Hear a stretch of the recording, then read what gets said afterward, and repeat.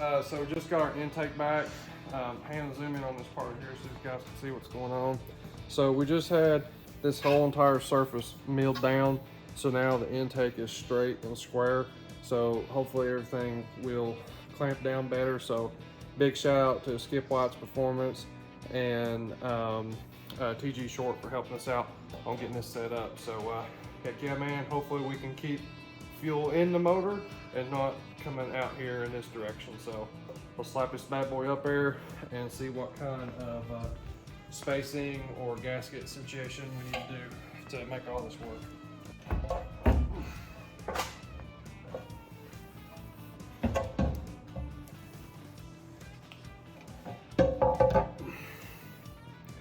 That made me nervous right there.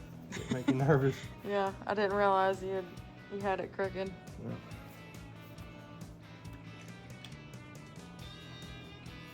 Okay, so now we're gonna take this panel off and look down in and see how unaligned the ports are, because we're gonna film the might put some gaskets on this.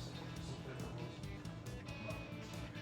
So you're taking that panel off the top? Yeah, I gotta take out, that's the only way I can look down in there unless I take the whole top half of the intake off. I don't wanna do that. Negative. This is the quickest and easiest way to do that.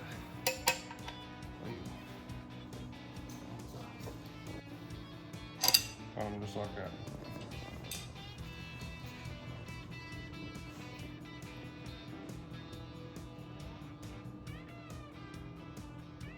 Hey, not bad. Our ports are lined up pretty dang straight right there. I need to do some other checking, but we may just need to, when you take that much surface off your intake, it lowers it down on the motor. So sometimes it may change your holes and stuff. You might have to oval shape your intake holes and stuff, but right now it's not looking too bad here. So I'm gonna check this side, see what we see.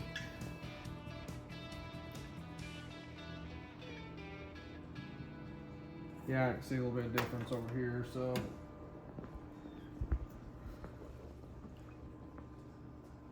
That's still not bad though. Yes, that's not bad at all. All right, so I'm happy with what I'm seeing. We need to put bolts in it to check and see what all that's doing, and if all that's clamping down good, then we're looking pretty good here. So heck yeah, guys. All right, so we just took that off, and this is why when you get machine work done to your intake, nothing that they done wrong by no means, but you've really got to wash your stuff down really good before you go back in. So like, for example, like you get metal shavings everywhere on stuff, and that's part of this stuff anytime you work on it. So like, you can't get in a hurry. Anytime you get work done, you got to really prep and clean everything really well, and then you can start putting stuff back together. So I think things are going to work good. We're going to stop, really clean this thing and wash this thing out really good, and then start putting it back together. So heck yeah, man. Alrighty guys, we're back. It's time to put some Permatex AutoPlumb RTV down. I really like this stuff. That stuff works really well, and the best part about it is when you go to remove it, it stays in a solid form and you can remove it really easily. I like that stuff a lot. I'm also fogging down my valve train and stuff. Anytime I take a valve covers off, or when I take an intake off, I make sure I spray the valve train down because my motor runs off of alcohol or methanol, however you want to call it there. But alcohols are really corrosive, and it will make things rust if it doesn't stay lubricated or doesn't stay wet, okay? So what you want to do is anytime you've got things exposed to the elements for a minute, or anytime you're in downtime, you want to fog your motor down real good the best you can if you're running on alcohols or you're running on any type of race fuels that is corrosive. And most high test race fuels now are corrosive because they found the additives they put in them make so much more power but if it has any downtime or any time just sitting still, it will rust up your motor in a heartbeat. So be sure to fog your engine. Dang good stuff there. All right, so we're tightening down the intake here, and now it's time to start putting the fuel rails in it and stuff. Definitely another really cool brand new product from Permatex. This is their O-ring lubricant. This stuff reminds you of like white lithium grease, and a great product here. For one, if you lubricate your O-rings, it makes the install of your injector much better, and also it doesn't damage your O-ring. You got to be careful here, especially on these race motors. My injectors run at 90 pounds, and the injector itself is like a 850 pound-per-hour injector. So there's a lot of pressure right here that's happening, and big, huge fuel lines feeding this stuff. I mean, this thing gets fed with dash 12, and there's a lot of fuel happening right here to make this thing go fast. So you want to keep your O-rings in good shape. You don't want them cracked, you don't want them drying out, and you dang sure don't want to tear one putting them in. So a great product by Permatex there, and I appreciate them guys letting us use it. We were actually one of the first guinea pigs that got to use that product, and I'm really appreciative of that. Before it even hit the shelves, we had it in our toolbox. So big shout out to Permatex there. Be sure and go get you some. All right, so we're finishing up the passenger side here of just getting everything buttoned up and getting everything ready here. The intakes getting finalized, getting torqued up, and we're going to put some Fog-It in our fuel lines. I use PTFE fuel lines is what I use, and you just don't want these things drying out after you empty all the fuel out of them. So what I do is in my down season and stuff, I just lubricate all my fuel lines so it keeps them malleable. If you don't do this, what happens is if you don't keep fuel inside them, what happens is it'll actually make the fuel line hard, and it will start getting extremely stiff. So guys, it's time to fire this thing up and make sure that the intake don't have any leaks here, and we're getting ready to get after it here in a second, and I think we got some good news here.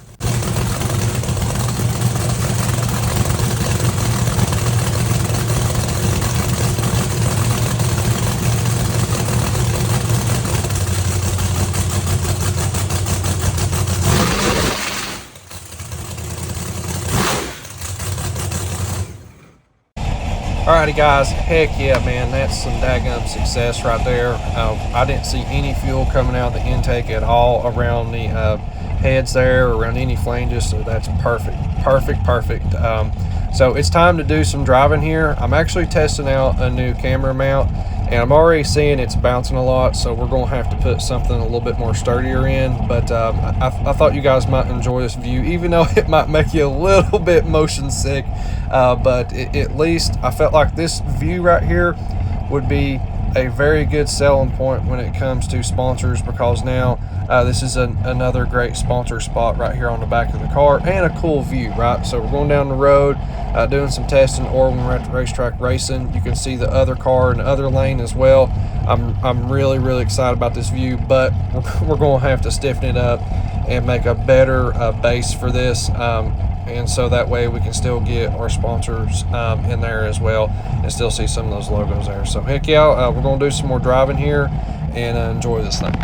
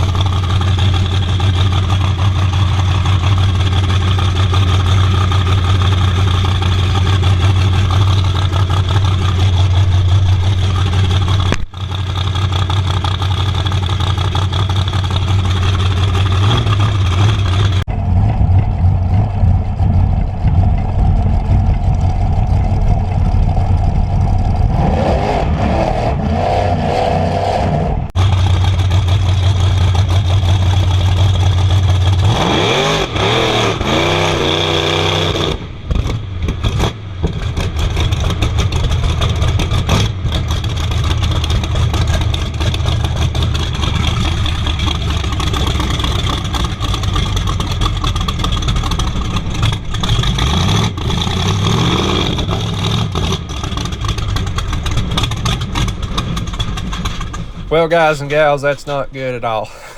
You win some, you lose some. That's just how this stuff goes sometimes. But what I'm thinking is going on here is I had to fuel this thing up right before we left, and it was some old fuel that was in the trailer. And I got a feeling we put some bad fuel in this thing. So what I'm going to do is we're going to drain the fuel out, clean the fuel system out, make sure it hasn't gelled up or anything like that. Trust me, guys, alcohol will gel up on you, and you got to be careful here. So hopefully that's not what it is, but we're about to find out here in just a second.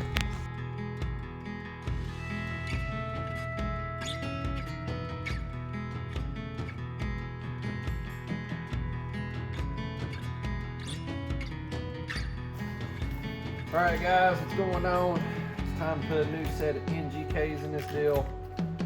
We just got done draining all the fuel out, draining all the lines out, and we'll put new plugs in it and go from there. I've got a very sinking feeling we had bad fuel in it when we go fuel it back up, and look, I got a new drum out there. So we're gonna find out here. All right, so gapping plugs.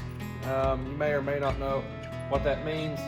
All that means is this. So there's a gap in here, okay, in your spark plug. All right, so you use the filler gauge, okay, and you stick in there and see how this one's doing like this. The gap is really big. On boosted motors, it could be anywhere from like, if you look on Google, it's anywhere from like 19 to 20 some degree, or 20 thousandths type of deal. But in my motor, we're going to put 18 thousandths in it, and we're going to go from there. The reason why you want to close the gap up, we're real tight on these plugs. You don't want the gap real far apart. An alcohol motor, especially a boosted one, puts tons of fuel in here, and if you have it too far spread apart, the fuel will actually knock the spark out, and that's really bad if that happens. So, all right. So, this is my handy dandy little spark plug tool, and it's really simple to use. So you put it in there, put your filler gauge in, you hammer down there, get it good and tight. All right, you unloosen it, check it again. It's still just a little bit loose. I like just give it just a little bit more. All right, let's check it. All right, a little bit more.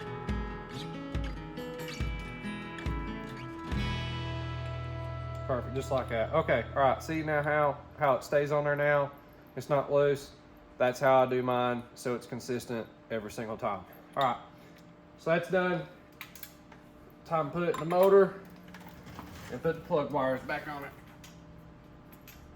So now you guys know how to gap your plugs. NGK all the way. And yeah, we need to get them hooked up with us as a sponsor. So if anybody's going to hook up to NGK, this is the plug that we use. If you guys can see it there. Yeah, we need a ton of those all the time. All right, guys, we're going to finish up getting the rest of the plugs put in this bad boy. And definitely while I was siphoning out the fuel and stuff in this thing, it definitely smelled funky to me, for sure. So I'm pretty positive our problem was the fuel. And we're slowly but surely getting these problems knocked out. I hate it. It feels like every time I turn around, it's kind of fighting me right now. But you know what? The winter time is the best time to get this stuff fixed. You get it fixed right now. You get it taken care of now. And that way, come this coming race season, we can hit this thing hard, man. And I'm dying to do that big time. But got everything back together, and this thing, something that's been kind of bugging me for a while now on trying to get this thing fired up. You guys know we've been fighting getting this thing to fire up quickly, and I could just tell the starter is just starting to sound really, really bad as well. So I just stopped here. If the motor's not turning over fast enough, it fouls out your plugs, it floods the motor out, and it just takes forever to start up and stuff. And this has kind of just been an issue we've been fighting for a while on getting this thing to start up quickly. and all that, and we're going to get that problem fixed. I've got parts on order. We're going to get a brand new starter for this thing, the best one you can possibly get, because we are going to get this issue fixed. And we're in winter time right now, and now's the time to get this stuff fixed. We'll get that taken care of, and as soon as we do, we are going to end up taking this thing to the dyno again and get some help with that as well. So yeah, man, we're gonna get this thing. I appreciate everybody watching and follow along. I know it's been a heck of a road here, but we are getting it. We are going to do it, and I'm excited. We got killer sponsors on board. We got more and more people coming on board this thing, and I am super pumped up for the next race we're going to go to. And this car is going to be fast. It really is. And I'm so excited to share this whole process with y'all. So thank y'all for watching. I appreciate y'all. I'm gonna give an update here on when Jesse went out of town to take deliver some supplies and stuff last weekend, and I want to show you some of all that stuff as well. So let's get into that real quick. All right, guys, so definitely a big shout out to old Jesse there. He was able to get up into Rome Mountain there. You guys got to see in the last episode, we got supplies together. Jesse got a ton of supplies together and was able to make a delivery up in Rome Mountain. And he could see that there was definitely some serious need up there, and I actually had him delivering supplies to actual houses and stuff as well. So guys, big shout out to Jesse there, man. There's definitely a lot of help going on in our area right now in our community, and definitely a lot of prayers, a lot of appreciation to all that. And we can't thank all of y'all who have helped from out of town by either donating or coming up and all that stuff. There's still a long road to go, but we are definitely seeing a ton of help from our community, from our fellow states, and from, just our fellow Americans, which is really appreciated. And we just can't thank you all enough. But guys, in the next episode, you guys are going to see us. We're going to be going to Jesse's swap meet that he's going to be having, his end of the year Hoopty King swap meet. That thing has been getting bigger and bigger each year. We hope to see you all there. And also in that episode, we're going to be getting the four-door Tempest back up and running. That's my LS swap Pontiac. We're finally going to get back into that deal. It's been a long road. But guys, hope to see y'all next episode. Make sure you like, share, and subscribe. Appreciate all of you. And thank you to our sponsors and partners. And we're going to get on out of here. Thank you, guys.